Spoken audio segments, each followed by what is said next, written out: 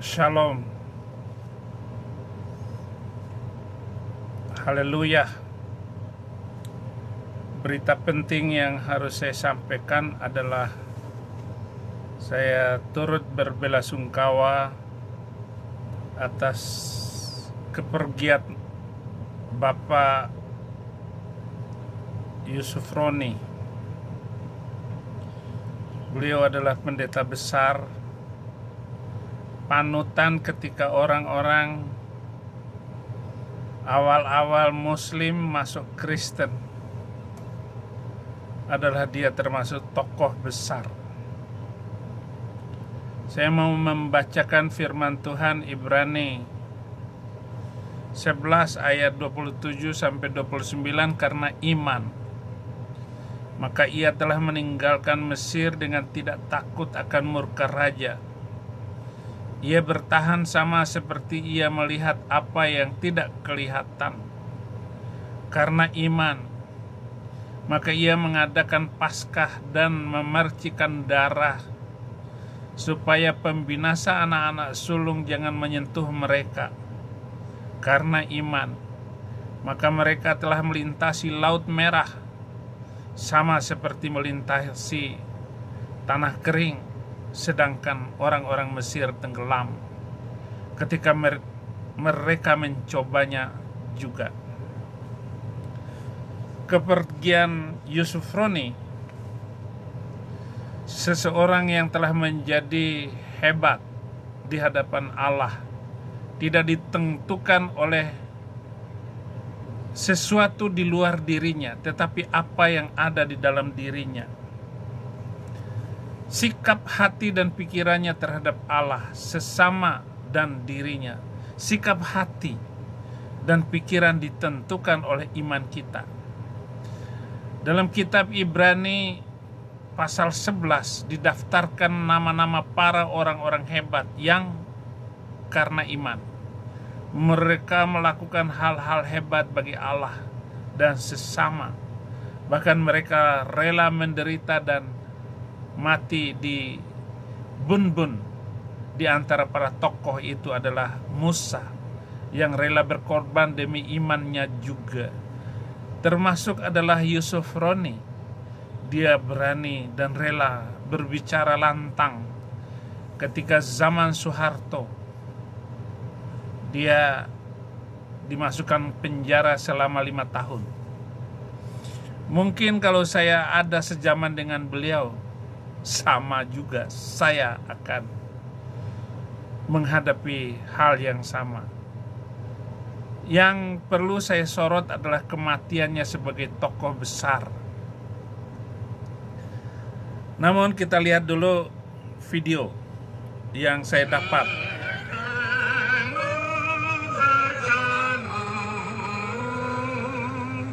Sampai lagi kita bertemu,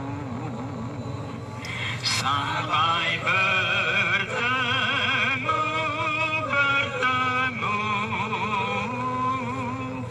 Tuhan Bapa beserta Engkau. Adonai Eloheinu menyertai saudara-saudara sekalian. Saudara-saudara, kita berkumpul di tempat ini untuk mengiringi Abuna terkasih Bishop Emeritus Abuna A.M. Yusuf Roni, Doctor of Divinity. Meskipun kita berduka cita karena kepahitan maut,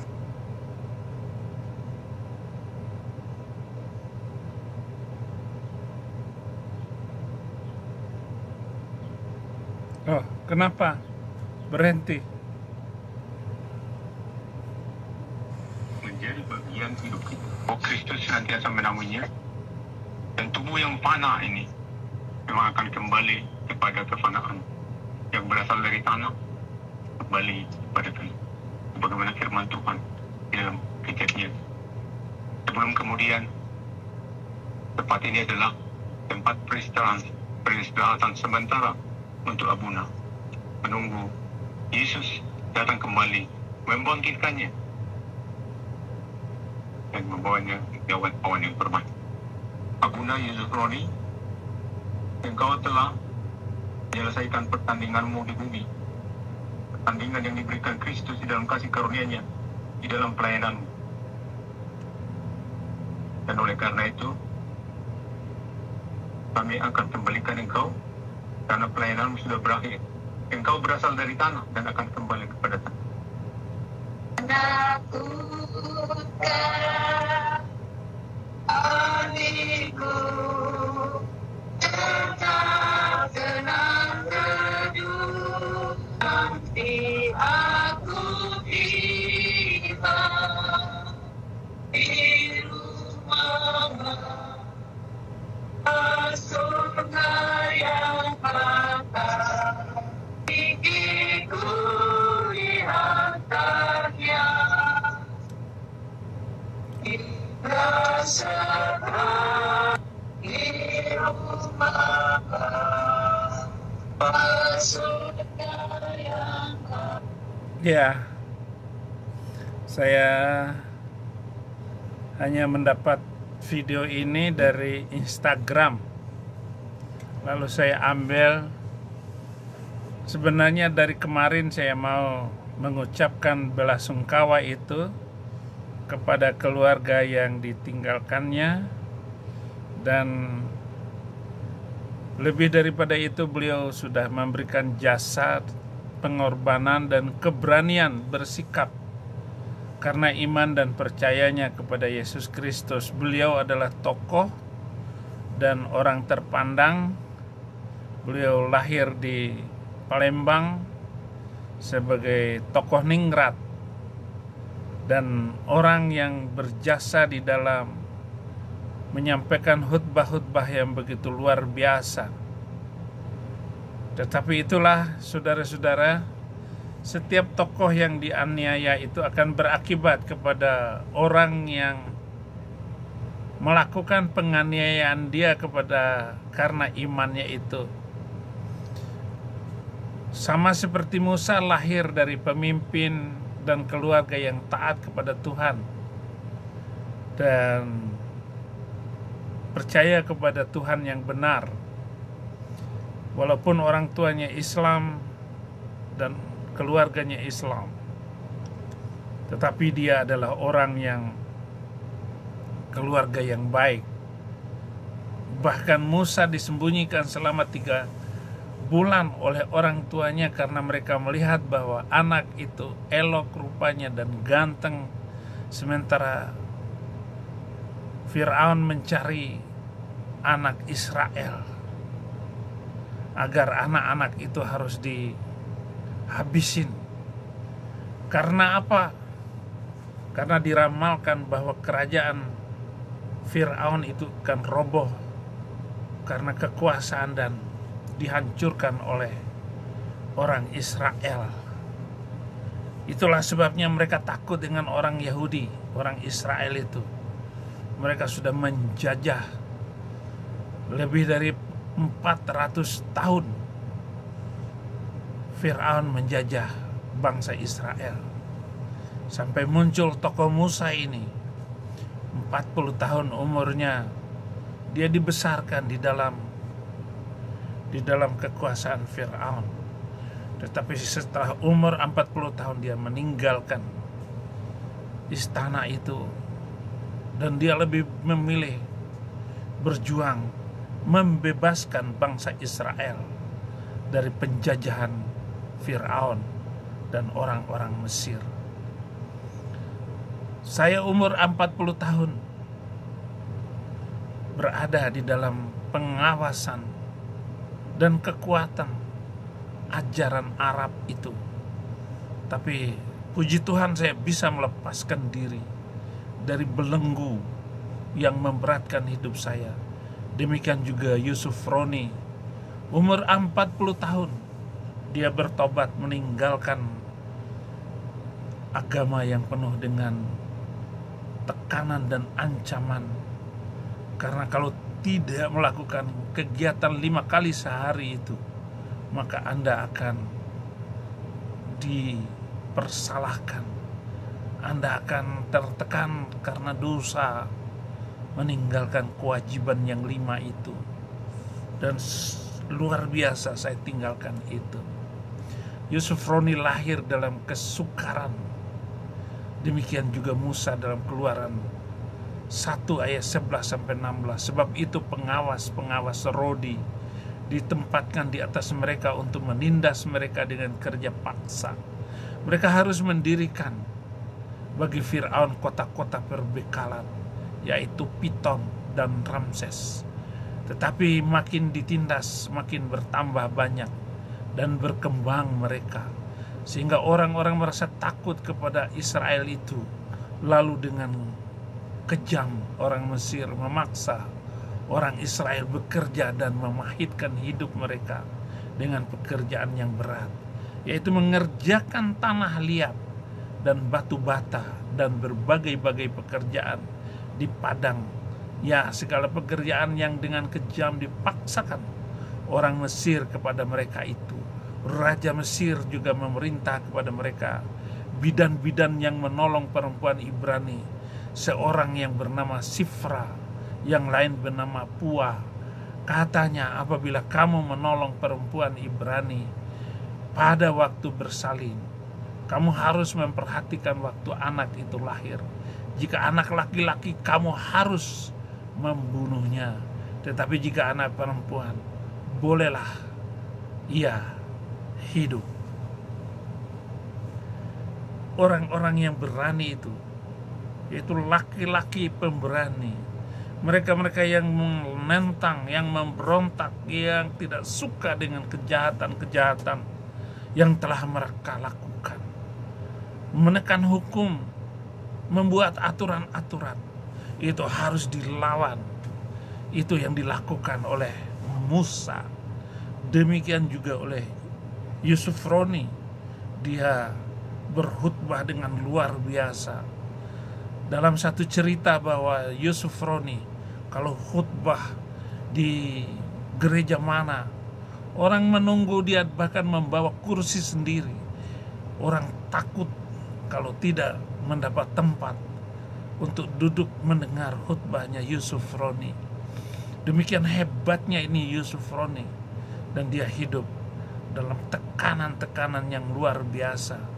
Demikianlah orang-orang dipasang oleh Fir'aun, bahkan bidan-bidan yang melahirkan itu dinasihatkan, kalau kamu menemukan laki-laki maka habisin, karena laki-laki itu sangat berbahaya. Begitu juga saudara-saudara, kalau saudara itu pemberani, kalau saudara itu luar biasa, sangat ditakuti oleh pemerintah ini, karena kita membela kebenaran. Bahkan dengan pengaruh yang besar, Anda bisa mengubah satu keadaan, satu masa, satu periode, bahwa periode itu adalah pembebasan yang tiba. Ia lahir dengan tujuan, saudara-saudara. Ketika anak itu telah besar, dibawanyalah kepada putri Fir'aun, yang mengangkatnya menjadi anaknya dan menamainya Musa, sebab katanya, karena aku telah menariknya dari air. Jadi Musa itu dikasih nama karena anak itu diambil dari air, dari perahu kecil yang dilarungkan di sungai itu. Biarlah anak itu akan ditangkap, diambil oleh orang. Ternyata putri Fir'aun yang menemukannya. Saudara-saudara, dan kita akan menemukan ibu-ibu rohani kita dimanapun kita berada. Sama dengan saya, ketika saya baru bertobat, saya bersungguh-sungguh dengan ayah rohani saya, Bagja Wijaya, dengan ibu, dengan istrinya, mama saya, yang telah memberikan pengaruh besar saya di dalam iman saya, sehingga saya tidak pernah ragu sedikit pun. Saya percaya bahwa saya hidup akan diberkati oleh Tuhan. Saya tidak pernah takut sedikit pun dengan tidak ada uang, tidak ada makan, karena memang dari dulu saya sudah biasa hidup dalam kesusahan itu.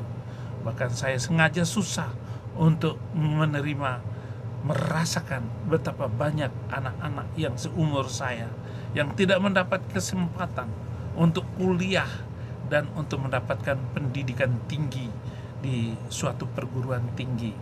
Dan saya merasa bahwa itu cara Tuhan yang membesarkan saya. Yusuf Roni adalah tokoh yang patut mendapatkan penghormatan yang luar biasa, sehingga saya membuat khutbah khusus karena dia adalah pilihan dari pemimpin yang memang membesarkan kekristenan. Orang-orang Kristen tidak bisa akan melupakan jasa Yusuf Roni sebagai seorang murtadin, sebagai seorang tokoh, seorang pemimpin pengkhutbah yang luar biasa. Di dalam Ibrani 11 ayat 25, ia memilih untuk tidak diperhamba oleh orang Mesir karena ia lebih suka menderita sengsara dengan umat Allah daripada untuk sementara menikmati kesenangan dari dosa. Yusuf Roni memilih untuk menderita bagi Allah, dan 5 tahun dia bersaksi bagaimana dia disiksa, distrum, dipenjara. Dan apa akibatnya? Setiap orang yang melakukan tindakan penghinaan di dalam penjara, dia akan merasakan akibatnya.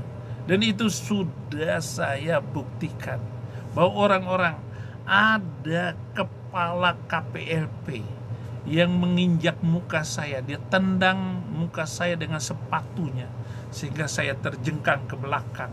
Saya tahu dia setelah itu dia minta maaf kepada saya, tetapi saya sudah bilang, kamu yang menendang muka saya sama dengan kamu menendang muka Tuhan Yesus Kristus yang telah mengutus dan menjadikan saya masuk di dalam penjara ini. Ibrani 11 ayat 25, karena ia lebih suka menderita dan sengsara itulah ia memilih untuk hidup dengan iman. Ibrani 11 ayat 27 sampai 29, karena iman maka ia telah meninggalkan Mesir, dan dengan tidak takut akan murka raja ia bertahan, sama seperti ia melihat apa yang tidak kelihatan.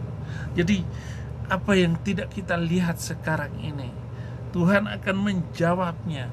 Bahkan Paulus berkata, dia lebih rela mati daripada diperhamba oleh segala agamawi, oleh segala aturan dan undang-undang agama itu, yaitu undang-undang hukum yang memberatkan dan yang membelit dan mengurung kehidupan kita. Galatia 2 ayat 9, aku telah disalibkan bersama Kristus. Jadi kita semua ini tidak bisa berbuat apa-apa sebagai orang yang percaya. Yang ada adalah saya tetap akan membicarakan iman saya. Saya tidak pernah takut untuk membicarakan. Bahkan hamba Tuhan yang tidak benar sekalipun, saya akan tegur. Bahkan ada hamba Tuhan yang saya sebut namanya. Bagaimana hamba-hamba Tuhan? Yaitu mereka-mereka yang memperhambakan dirinya ke dalam dunia dan penghinaan terhadap menghormati Tuhan itu sendiri. Dia bohong, dia menjadi pendeta penipu, dia menjadi hamba Tuhan palsu dengan menjual diri, dan dia tidak berani untuk memberitakan Injil Indonesia bagi Kristus. Mereka pengecut, mereka ketakutan semuanya dan tidak berani untuk melawan arus ini seperti apa yang dilakukan oleh Musa. Karena iman maka ia mengadakan Paskah dan pemercikan darah supaya pembinasa anak-anak sulung jangan menyentuh mereka. Visi dan misi pemimpin besar itu, apa yang saya lihat dari pribadi Yusuf Roni, meskipun saya hanya 3 kali mendengar khutbah dia langsung di Surabaya, di tempat lain, saya tidak bergereja sama dia, tetapi saya merasakan bagaimana pengaruh seorang pemimpin itu yang memiliki visi dari belukar yang bernyala. Keluaran 3 ayat 2 sampai 6, Lalu malaikat Tuhan menampakkan kepadanya di dalam nyala api yang keluar dari semak duri. Lalu ia melihat dan tampaklah semak duri itu menyala, tetapi tidak dimakan api. Musa berkata, baiklah aku menyimpang ke sana untuk memeriksa penglihatan yang hebat itu. Mengapakah tidak terbakar semak duri itu? Ketika dilihat Tuhan bahwa Musa menyimpang untuk memeriksanya, berserulah Allah dari tengah-tengah semak duri itu kepadanya, Musa, Musa. Dan ia menjawab, ya Allah. Lalu ia berfirman, janganlah datang dekat-dekat, tanggalkanlah kasutmu dari kakimu, sebab tempat di mana engkau berdiri itu adalah tanah yang kudus. Lagi ia berfirman, akulah Allah ayahmu, Allah Abraham, Allah Ishak, Allah Yakub. Lalu Musa menutup mukanya sebab ia takut memandang Allah. Tutup matamu semuanya dari duniawi, dari kehebatan, kecanggihan apapun yang ada, karena kamu tidak mampu melihat itu. Sebab kamu akan tergoda, bahkan kamu akan ditipu oleh harta dan kekayaan dunia. Betapa enaknya perempuan, betapa enaknya punya anak-anak, betapa enaknya punya kendaraan dan harta kekayaan itu. Oleh karena itu, tutup matamu, tutup telingamu, tutup hatimu, dan hanya terbuka kepada Yesus Kristus. Ia memiliki visi dari kuasa Allah. Itulah yang menyebabkan seorang hamba Tuhan seperti Yusuf Roni mendedikasikan dirinya dengan segala kehidupannya itu. Keluaran 14 ayat 21 sampai 22. Lalu Musa mengulurkan tangannya ke atas laut, dan semalam-malamnya itu Tuhan menguatkan air laut dengan perantaran angin timur yang keras dan membuat laut itu menjadi tanah kering. Maka terbelahlah air itu. Demikianlah orang-orang Israel berjalan dari tengah-tengah laut di tempat kering, sedang di kiri dan kanan mereka itu sebagai tembok bagi mereka. Air laut itu pecah menjadi dua dan terjadi itu jalan yang kering. Dan apa yang terjadi setelah itu? Fir'aun masuk ke dalamnya, dan dia mengira bahwa air itu tidak akan menutup mereka. Setelah Musa dan saudara-saudaranya sudah menghindar sampai ke sana, maka tertutuplah air itu dan Fir'aun tenggelam. Misi inilah yang harus kita perjuangkan. Seorang hamba Tuhan adalah orang yang memiliki visi yang jelas. Ia memiliki visi dari tanah perjanjian, sehingga dia yakin bahwa dia akan memenangkan segala perjalanan. Memang hanya karena Allah yang akan membawa mereka kepada Kristus. Disitulah kita harus berdoa, bahwa kita harus sama-sama yakin bahwa akan terjadi perubahan.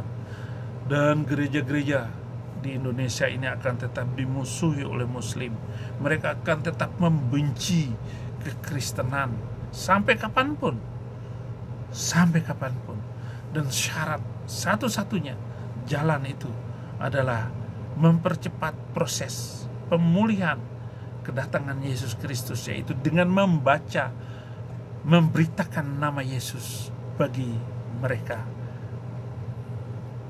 Bisikan ke telinga mereka, hanya Yesus Tuhan dan Juru Selamat. Ulangan 31 ayat 4. Kemudian naiklah Musa dari dataran Moab ke atas gunung Nebo, yakni ke atas puncak Pisga yang di tentangan Yeriko. Lalu Tuhan memperlihatkan kepadanya seluruh negeri itu, daerah Gilead sampai kota Dan. Jadi kalau Anda pergi ke gunung Nebo, di sana ada kuburnya Musa. Tanah perjanjian itu daerah sono. Itu lembah ke bawah itu, lalu di sanalah tanah Israel sekarang ini. Gunung Nebo itu sekarang ada di negara sebelahnya, bukan juga negara Mesir. Di sanalah adanya negeri itu. Bagaimana hubungan kita dengan Allah ketika Anda menjadi orang Kristen? Seperti contoh Yusuf Roni, dia tidak pernah berhenti untuk memberitakan Injil itu, memberitakan nama Yesus dengan khutbah-khutbah yang luar biasa. Jadi bagaimana seorang pemimpin yang besar? Contoh adalah Musa. Tetapi saya alihkan pemahaman ini kepada Yusuf Roni, di mana Allah menyatakan rencananya dengan rencana Musa. Keluaran 3 ayat 7 dan seterusnya. Dan Tuhan berfirman, aku telah memperhatikan dengan sungguh kesengsaraan umatku di tanah Mesir, dan aku telah mendengar seruan mereka yang disebabkan oleh pengerah-pengerah mereka. Ya, aku mengetahui penderitaan mereka, sebab aku telah turun untuk melepaskan mereka dari tangan orang Mesir dan menuntun mereka keluar dari negeri itu ke suatu negeri yang baik dan luas, suatu negeri yang berlimpah-limpah susu dan madunya, ke tempat orang-orang Kanaan, orang Het, orang Amori, orang Feris, orang Hewi, orang Yebus. Sekarang seruan orang Israel telah sampai kepadaku. Juga telah kulihat betapa kerasnya orang Mesir menindas mereka. Jadi sekarang pergilah, aku mengutus engkau kepada Fir'aun untuk membawa umatku orang Mesir keluar dari Mesir. Mesir adalah tanah penjajahan. Mesir adalah ajaran kegelapan. Mesir adalah hal yang paling horor. Seperti mereka menghancurkan tempat ibadah di Sukabumi itu. Begitu horornya bangsa ini.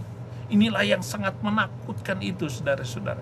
Sesuatu ketakutan yang menakutkan, yang sebenarnya tidak menakutkan. Hanya onggokan omongan-omongan itu. Itulah yang harus dilawan oleh Yusuf Roni. Itulah yang pernah dilawan oleh Musa. Itulah yang pernah dilawan oleh Paulus. Dan Tuhan Yesus Kristus menyatakan secara umum, barang siapa yang menerima aku sebagai Tuhan dan Juru Selamat, maka dia akan selamat. Itulah kunci kenapa saya tidak pernah bergeming sedikit pun dengan apapun rayuan mereka untuk kembali kepada Mesir. Saya tidak akan masuk lagi tanah Mesir, karena Mesir adalah lambang kegelapan.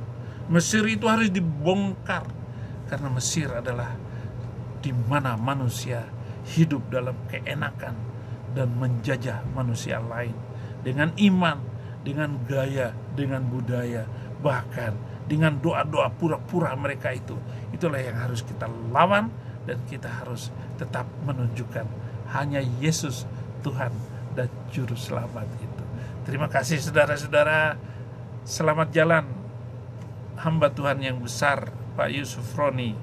Saya tidak bisa menangis untuk Bapak, tetapi hampir saja tadi saya menangis. Tapi saya nggak bisa menangis karena Bapak lebih dulu pergi ke sorga. Nanti kita akan ketemu di sana. Nanti kita akan bicara banyak di sana, dan tentu bersama Tuhan Yesus Kristus. Itu indah dan bahagia.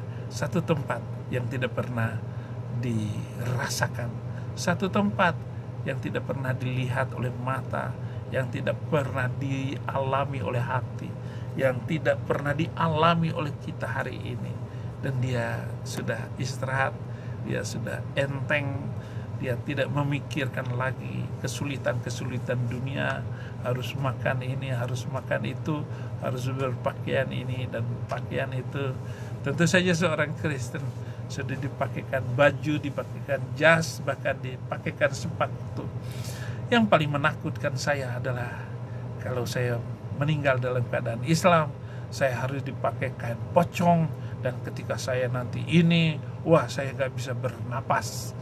Biarlah semuanya ini terjadi kepada semua orang, para pemberita-pemberita firman, para hamba-hamba Tuhan yang telah lebih dulu, para penginjil-penginjil yang sudah mengorbankan nyawanya dan kehidupannya. Selamat jalan Pak Pendeta Yusuf Roni.